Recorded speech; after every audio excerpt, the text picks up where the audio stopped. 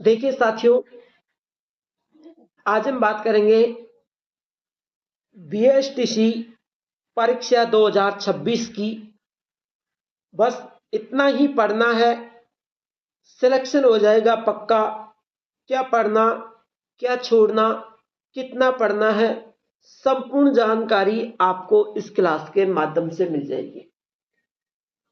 मेरे साथियों, जिन साथियों ने 12th पास की एग्जाम दी है और बीएसटीसी में फॉर्म भरा है, जिन साथियों ने 12th पास की एग्जाम दी है और उन्होंने बीएसटीसी में फॉर्म भरा है, उन साथियों के लिए बहुत ही मोस्ट इंपॉर्टेंट क्लास है।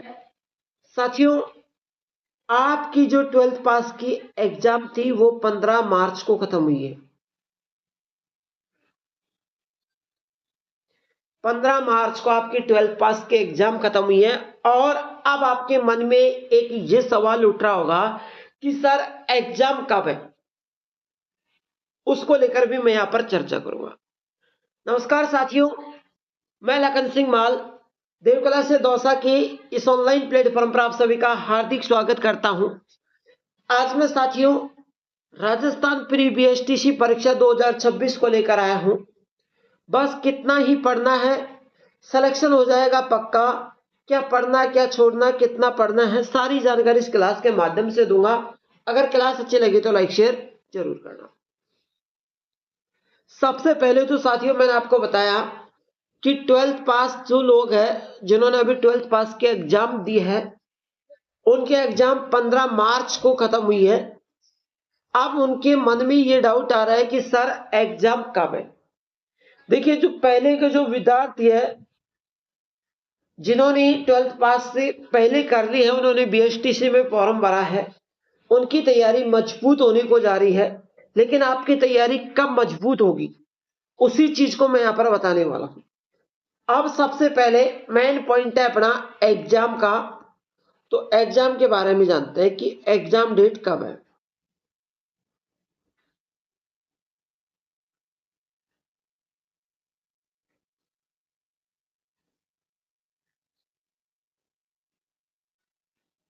है ना, एग्जाम।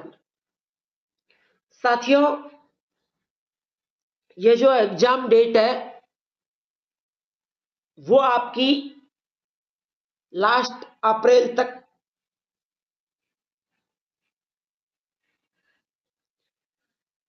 है ना, 15 मार्च से लेके लास्ट अप्रैल तक आपकी एग्जाम कभी भी घोषित हो सकती है। वो सॉरी, 15 अप्रैल से 15 अप्रैल से लेकर लास्ट अप्रैल तक आपकी एग्जाम डेट श्योर घोषित होगी, ये गारंटेड है। तो आपके पास मात्र 1.5 महीने का समय बचा हुआ है। कितने का? 1.5 माह का आपके पास समय बचा हुआ है ना।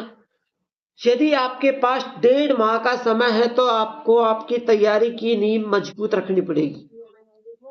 अब कई विद्यार्थी ये कहते हैं कि सर 12th पास लोग हैं और हमें कुछ समझ में नहीं आता है, किस तरीके से तैयारी करें, क्या सिलेबस होगा, संपूर्ण जानकारी बताऊंगा। सभी साथी क्लास को लाइक शेयर जरूर करना। अब चलते हैं साथियों सिलेबस की तरफ। सबसे पहले तो हम साथियों मानसिक योग्यता, जिसे हम मेंटल एबिलिटी भी कह सकते हैं, तार्किक योग्यता भी कह सकते हैं, रीजनिंग भी कह सकते हैं। ये 50 प्रश्न आएंगे इसमें और वो 50 प्रश्न आपके 150 नंबर के होंगे। फिर राजस्थान की सामान्य जानकारी। अब देखिए, जो राजस्थान की सामान्य जानकारी है, इसमें से कुछ टॉपिक ऐसे हैं जिन्होंने अपने 12वीं पास में पढ़े होंगे, 10वीं क्लास में पढ़े होंगे, 6ठी से लेके 12वीं के बीच में कुछ टॉपिक है जो आपकी जिंदगी में रहा होगा। ये 50 प्रश्न आएंगे 150 नंबर के। फिर आती है शिक्षण अभिक्षमता, जिसे टीचिंग एप्टीट्यूड भी कहते हैं। इनके 50 प्रश्न आएंगे 150 नंबर के। फिर आती है अंग्रेजी अनिवार्य, जो 20 प्रश्न आएंगे 60 नंबर के। और हिंदी या संस्कृत कोई एक। 30% आएंगे 90 नंबर के।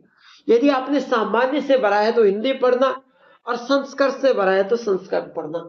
अब यहाँ पर साथियों सबसे पहले जो हमारा सब्जेक्ट है रीजनिंग, जिसे हम तार्किक योग्यता कहते हैं, मेंटेनेबिलिटी कहते हैं, रीजनिंग कहते हैं, मानसिक योग्यता कहते हैं। ये रीजनिंग जो है, इस रीजनिंग से आपके दिमाग की पावरफुल को सारी खोल देना है, और एक बार दिमाग लगा लेना है कि रीजनिंग किस तरीके से होगी। जैसे दिमाग के ढक्कन खोलते जाओगे तो रीजनिंग ऑटोमेटिक आपके दिमाग में फिट हो जाएगी, सवाल चुटकियों में हल होंगे। इसके बाद में आती है शिक्षण अभिक्षमता। जीके को तो आप पढ़ ही लोगे। शिक्षण अभिक्षमता जिसे टीचिंग एटीट्यूड कहते हैं, इसमें भी साथियों कंफ्यूज वाले सवाल आएंगे आपको। हिंदी अंग्रेजी आप जानते हैं खूब अच्छी तरीके से। अब मेन सिलेबस की तरफ बढ़ते हैं। देखिए रीजनिंग है तार्किक योग्यता, सादृश्य एनालॉजी, डिस्क्रिमिनेशन, रेस्पेक्ट। ये यहां पर आपको कुछ भी समझ नहीं आएगा कि क्या कह रहा है क्या नहीं कह रहा है, और सिलेबस में आपका इसी तरीके से आएगा। यहां पर आपको थोड़ा सा समझ में आएगा, फिर आप यहां पर ठप हो जाओगे। इसमें आपको ये टॉपिक पढ़ने हैं: शिक्षण अधिगम, नेतृत्व गुण, सृजनात्मक, सतत व्यापक मूल्यांकन और संप्रेक्षण व्यवसाय अभिवर्ती, है ना। अब एक बार मैं मेन सिलेबस पर चलता हूं। ये देखिए 50% आपके 150 नंबर के आएंगे मानसिक योग्यता में। रीजनिंग में इन टॉपिक पर सबसे ज्यादातर ध्यान दें, क्योंकि यहां से हर साल प्रश्न पूछे जाते हैं भाई। दो शब्दों या अंकों के बीच संबंध बनाना, दो शब्द या दो अंकों के बीच संबंध बनाना सादृश्यता होता है। वर्गीकरण, 4 विकल्पों में से एक विषय ऑड वन आउट को चुनना होगा। वैसे मैं आपको सादृश्यता वर्गीकरण ऐसे भी बता सकता था, लेकिन मैं आपको डिटेल से यहां पर टॉपिक बता रहा हूं। वर्गीकरण विविधीकरण, 4 विकल्पों में से किसी में से विषय को चुनना। आगे है साथियों रक्त संबंध, ब्लड रिलेशन, रिश्ता पर आधारित पहेलियां। मेरे मामा जी की लड़की मेरी क्या लगी, मेरी बुआ जी की लड़की की लड़की मेरी क्या लगी। इस तरीके से आपसे रिश्ता संबंधी पूछी जाएंगे। श्रृंखला परीक्षण टेस्ट सीरीज, लुप्त संख्या ज्ञात करना। आपको यहाँ पर 4 बॉक्स दिए जाएंगे और उनमें कोई संख्या डाल दी जाएगी। एक बॉक्स आपसे खाली छोड़ दिया जाएगा, उसमें आपसे लुप्त संख्या पूछेंगे कि आपको यहाँ पर कौन सी संख्या आएगी, या फिर इस तरीके से आपको संख्या दे दी जाएगी और यहाँ पर आपको लुप्त संख्या पूछ ली जाएगी। ठीक है। आगे है साथियों कोडिंग डिकोडिंग, अक्षरों को कोड भाषा में बदलना। जैसे अक्षरों को कोड भाषा में बदलना, आप टॉपिक पढ़ोगे ना तब ऑटोमेटिक आपकी समझ में आ जाएंगे। आगे है साथियों दिशा परीक्षण, डायरेक्शन, दिशा और दूरी ज्ञान, दिशा और दूरी ज्ञान। अगला है साथियों वेन आरेख। क्या है? वे तार्किक वेन आरेख, लॉजिक वेन आरेख के माध्यम से संबंधों का ज्ञात करना, आरेख के माध्यम से संबंधों का ज्ञात करना। अब जैसे आपसे आरेख में पूछ लिया जाएगा कि शेर का बच्चा क्या होता है, बिल्ली के बच्चे को क्या कहते हैं, भेड़ का बच्चा, किसी काले स्थान छोड़कर आरेख पे आपसे पूछ लिया जाएगा। ठीक है, इस तरीके से आपसे आरेख बनवा दिए जाएंगे। क्लियर?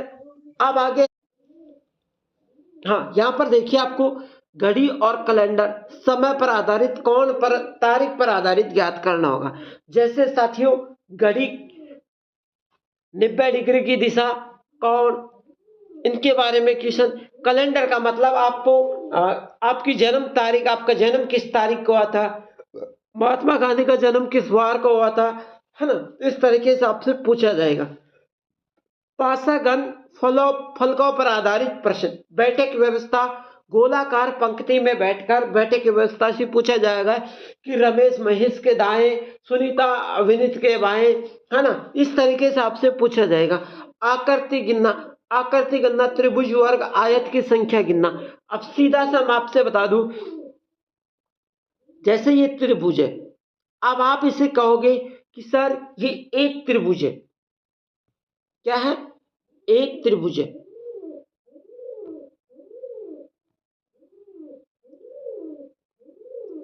ये एक त्रिभुज है। अब मैं यहां पर आपको बता दूं,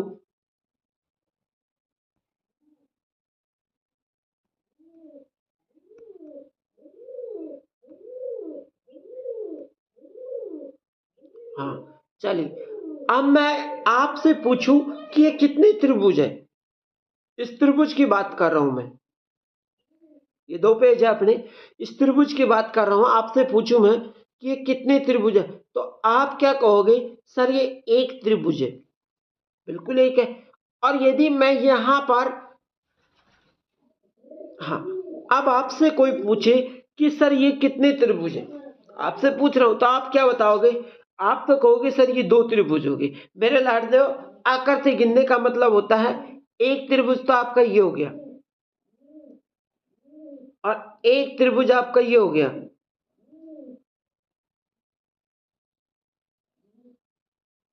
और एक त्रिभुज आपका ये हो गया। इस तरीके से आपसे आकृति गिनने के बारे में पूछा जाएगा। अब जैसे आपसे क्वेश्चन पूछ लिए जाएंगे आयत पर, देखिए ध्यान से सुनना। यहां से पूछे जाएंगे कि सर कितना आयत है? एक। अगर यहां पर पूछा जाएगा आपसे, तो देखो एक तो ये हो गया, 2, 3, 4 और एक ये पूरा 5। ठीक है, इस तरीके से आपसे रीजनिंग में क्वेश्चन पूछे जाएंगे। अब आती है सामान्य ज्ञान, वही 50 क्वेश्चन 150 अंक के आएंगे। जीके की नए 41 कर लेने, यहाँ पर 41 जिलों के अनुसार अपडेट जानकारी पड़े, है ना। प्रमुख राजवंश मेवाड़, मारवाड़, चौहान। 1857 की क्रांति का योगदान। किसान आंदोलन और प्रजामंडल। राजस्थान का एकीकरण कितने चरणों में आता है? 7 चरणों में, है ना। अब ये पढ़ लिया आपने इतिहास। अब चलते हैं ज्योग्राफी पर, भूगोल पर। राजस्थान की स्थिति, विस्तार और भौगोलिक प्रदेश, नदियां, झीलें, सिंचाई परियोजना जैसे इंदिरा गांधी नहर परियोजना, वन्यजीव अभ्यारण्य, राष्ट्रीय उद्यान, खनिज संसाधन, ऊर्जा। आगे आती है साथियों कला और सांस्कृतिक, जिसे आर्ट कल्चर कहते हैं। राजस्थान के लोक देवता, लोक देवी देवियां जैसे पाबू जी, तेजा जी, रामदेव जी, देवनारायण जी, देव जी, हड़बू जी, है ना। तो आपको प्रमुख लोक देवी जैसे कैला देवी है, सचाई माता है, इनके बारे में प्रमुख दुर्ग, हवेलियां, छतरिया जैसे प्रमुख दुर्ग। चित्तौड़ का दुर्ग कहाँ है? सिवाना दुर्ग कहाँ है? 152 जरोखा वाला दुर्ग कहाँ है ना। आपसे यहाँ पर जैसे मूशी महारानी की छतरी कहाँ है? 84 खंभों की छतरी कहाँ है ना। मेले और त्योहार कर्म तिथियों के साथ यहाँ पर पूछी जाएंगे। राजस्थानी लोक गीत एवं लोक नृत्य वाद्य यंत्र, है ना। राजस्थानी भाषा और बोलियां। अब प्रशासनिक पक्ष, प्रशासनिक पक्ष जैसे यहाँ पर राज्यपाल, मुख्यमंत्री, विधानसभा और पंचायती राज व्यवस्था। ये राज्यपाल, मुख्यमंत्री 2, विधानसभा 3 और पंचायती राज व्यवस्था 4 टॉपिक पढ़ लोगे तो आपकी प्रशासनिक व्यवस्था, जो प्रशासनिक पक्ष है वो क्लियर हो जाएगा, बिल्कुल क्लियर। अब आपको यहाँ पर साथियों हिंदी और इंग्लिश का सिलेबस मैं आपको बता देता हूं। हिंदी और इंग्लिश का सिलेबस मैं आपको यहाँ पर बता देता हूं। देखिए, हाँ,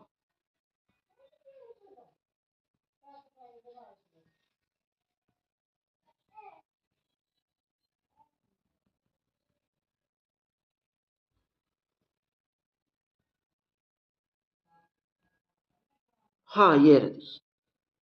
देखो इंग्लिश में पढ़ना है आपको टेंस, वर्बल, सर्वनामिस, antonyms, narration, preposition, spotting errors.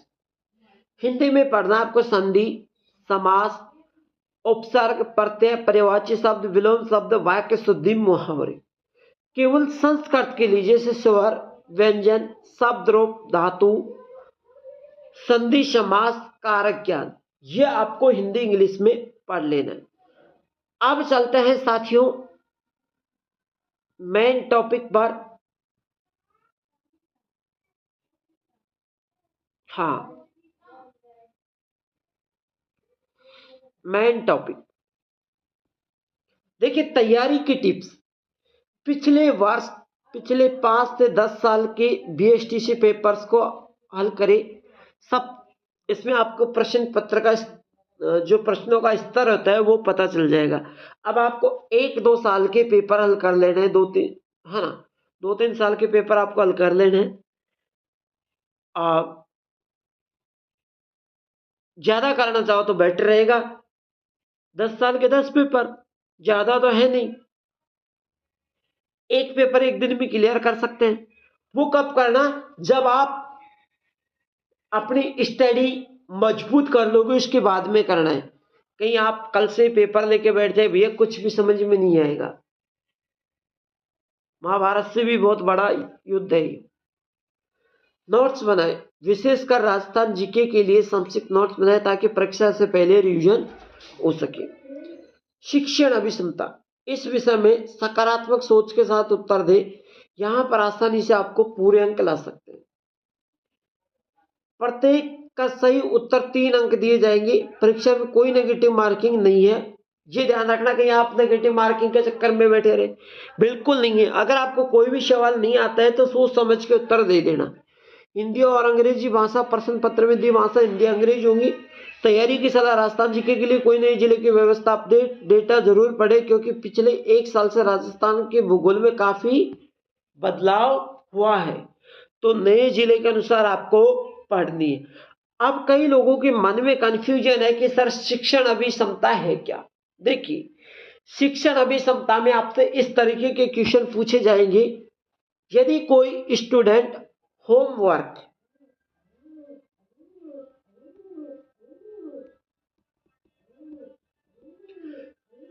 यदि कोई स्टूडेंट होमवर्क नहीं करके लाता है आपकी विद्यालय में, ठीक है, तो क्या आप उसे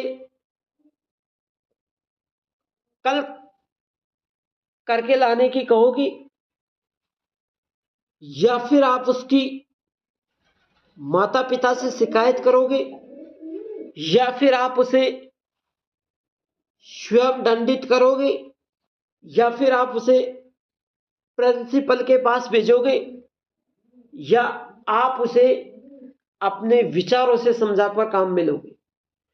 तो आपको क्या करना है, शिक्षा से संबंधित क्वेश्चन है कि आप क्या करोगे। उसे कल होमवर्क करने के लिए कहोगे, उसके माता पिता से शिकायत करोगे, स्वयं उसे दंड दोगे, या उसे प्रिंसिपल के पास भेजोगे, है ना। तो इसमें से इस तरीके के क्वेश्चन पूछे जाएंगे, ठीक है। अब यहां पर क्या होगा, जैसे 3 नंबर, यहां पर 3-4 नंबर का प्रश्न आएगा एक। अब यहां पर क्या होगा, जैसे 4 ऑप्शन है, 4 नंबर के प्रश्न। अब आपको, जैसे आप एक आंसर बिल्कुल गलत है वहां पर आपको 0 नंबर मिलेंगे। 3 नंबर है ना, 3 नंबर का होगा। एक आंसर गलत है वहां पर बिल्कुल 0 मिलेंगे आपको। मान लीजिए चौथा ऑप्शन आपका गलत है तो आपको 0 मिलेंगे। फिर आपने एक सही है थोड़ा, तो वहां पर आपको 1 नंबर मिल जाएगा। दूसरा और भी थोड़ा सही है तो वहां पर आपको 2 नंबर मिल जाएगा। तीसरा आपने किया तो पूरा सही है तो वहां पर आपको 3 नंबर मिल जाएंगे, ठीक है। इस तरीके से यहां पर आपसे क्वेश्चन पूछे जाएंगे। तो साथियों, क्लास अच्छी लगी तो लाइक शेयर जरूर करना, चैनल को सब्सक्राइब करके बेल आइकन को चिन्ह को ऑल प्रेस करना। फिर मिलते हैं एक और नेक्स्ट क्लास के साथ। तब तक के लिए सभी साथियों को खंबागढ़ी। जय हिंद, जय भारत।